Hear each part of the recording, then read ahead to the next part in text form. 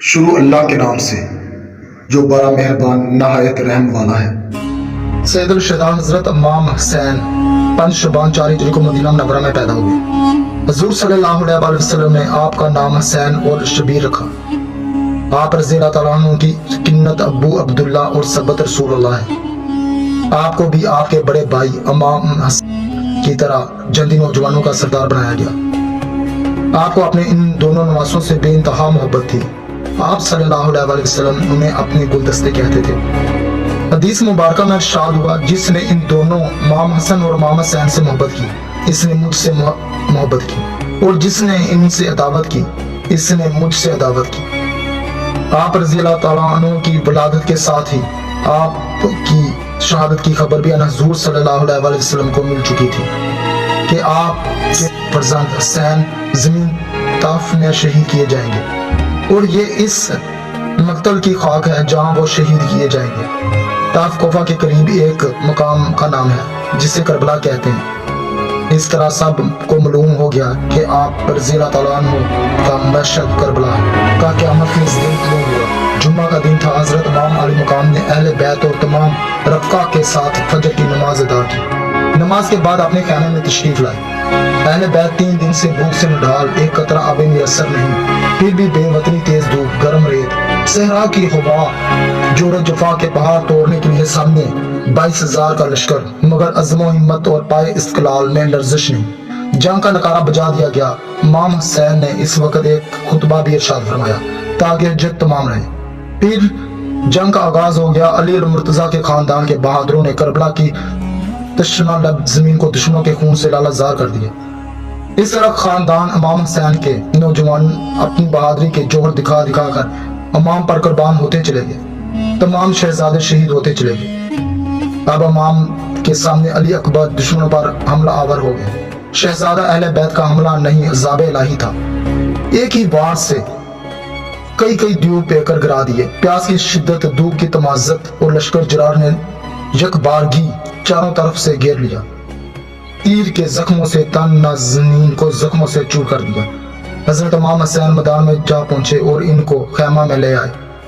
ان کا سر گود میں لیا، فرمایا آسمان کے دروازے کھلے ہیں، بیشتی نہوریں شربت کے جام لیے انتظار کر رہی ہیں۔ یہ کہا اور جان آفرین کے سپرد کر دی۔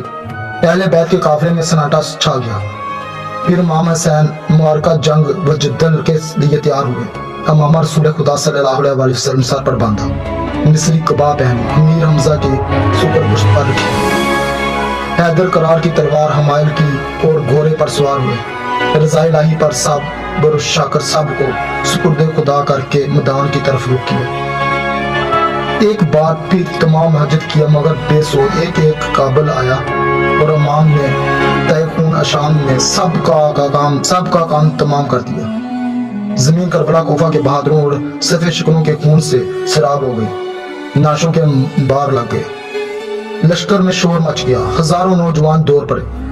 حضرت امام حسین کو گھیر کر تیر برسانا شروع کر دیے۔ گھوڑا زخمی ہو گیا، ہر طرف سے تیر آ رہے تھے۔ تان ناز پر پرور تیروں کے نشانے پر ہے، نورانی جسم لہو لہان ہے۔ ایک تیر نشانی اقدس پر لگا جو حضور صلی اللہ علیہ وسلم کی بوسہ گاہ تھی۔ حضرت کو چکر آ گیا، نورانی پیکر خون میں نہا اور آپ شہید ہو کر زمین پر گر پڑے۔ ہولی ابن زید نے بر کر سر کو تن مبارک سے جدا کر دیا۔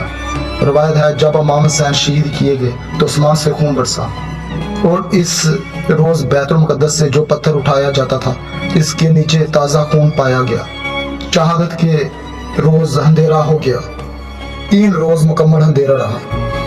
امام حسین نے حق پر ثابت قدم رہتے ہوئے کس طرح فسق و فجور کا مقابلہ کیا اور آنے والی نسلوں کے لیے عزم و ہمت کی بے نظیر مثال قائم کر دی۔ یا آپ رضی اللہ تعالیٰ پر آنے والے مصائب کو سن کر چند صبح لینے سے امام پاک کی روح خوش نہیں ہوگی، اور نہ ہی امام کی بارگاہ اقدس میں سعادت و قبولیت حاصل ہوگی۔ اگر واقعی امام پاک سے سچی محبت ہے تو امام کی پیروی کرتے ہوئے آپ اس طاقت کے پرچم کو بلند کریں، اور جس عظیم مقصد کے لیے امام حسین نے اپنا گھر بار جان سب کچھ قربان کر دیا، اس کو اپنا مقصد اولین بنائیں۔ اس مردہ جزید پر لانتے بیچتے ہیں، اگر زندہ جزیدوں کی پوجا کر رہے ہیں۔ آج بھی معرکہ کربلا عراق ایران فلسطین میں برپا ہے۔ امام حسین کے کربلا کے میدان میں خون سے نہائے ہوئے زراعت کناف عالم میں بکھر چکے ہیں اور وہ مظلوم مجبور قوموں کے دلوں میں ولولہ اور جذبہ فراہم کر رہے ہیں۔ اگر امام حسین میدان کربلا میں عظیم قربانی نہ دیتے تو آج ہر محلے گلی گاؤں شہر میں یزید مظلوموں کو جینے نہ دیتے۔